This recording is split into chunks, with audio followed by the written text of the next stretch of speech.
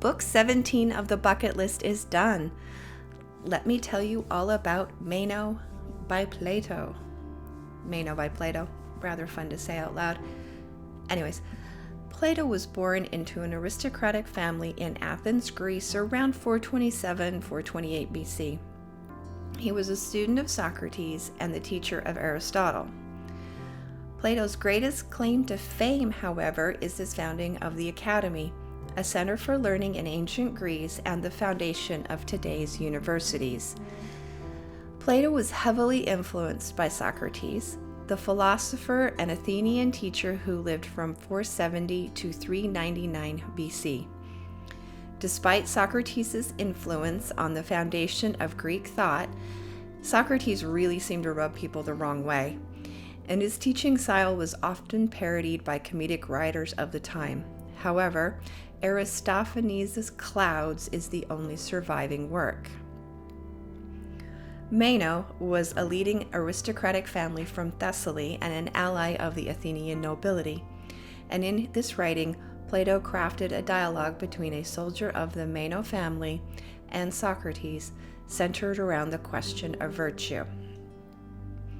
At the time, the Greek idea of virtue was to be a good person who managed their public affairs well enough to benefit themselves, the people that they loved, and making sure that they hurt their enemies. Of course, this idea of virtue only applied to the free male citizens of Athens. Women, slaves, and children were believed to have different virtues based upon their ages, stations, and duties. Socrates challenges this definition of virtue and then takes a long and winding road to establish a new one. It begins with Socrates admitting that he didn't know what virtue was or whether it could be taught. He proposes to try to reason it out, which prompts a rather long period of questions and contradictions and includes guiding an illiterate slave through a geometry problem. Throughout the dialogue, Socrates establishes some basic tenets of virtue, that it's universal, that it requires justice and moderation, and even that virtue is a form of wisdom and that it can be taught and observed. At least, I thought he established those basic tenets. At the very end, Socrates seems to throw his hands up and decide more or less that virtue was a gift from the gods and can't really be known or taught. Growl.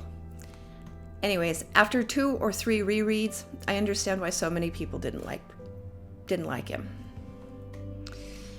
Throughout this question and answer period, I felt some reasonable idea of virtue was established, the universality, the justice, the moderation, and I agreed that virtue was a form of wisdom, but then Socrates decides it's a gift from the gods, hard stop, and I disagree. Although you may need God's grace to obtain virtue, unless you have seen example or have otherwise been exposed to virtue, I don't think you will adopt it, and I do think it needs to be learned. I've also found I'm not a fan of the Socratic method. I find the technique argumentative, and I wonder if I would have thrown a chair at the great philosopher sometime during his speeches.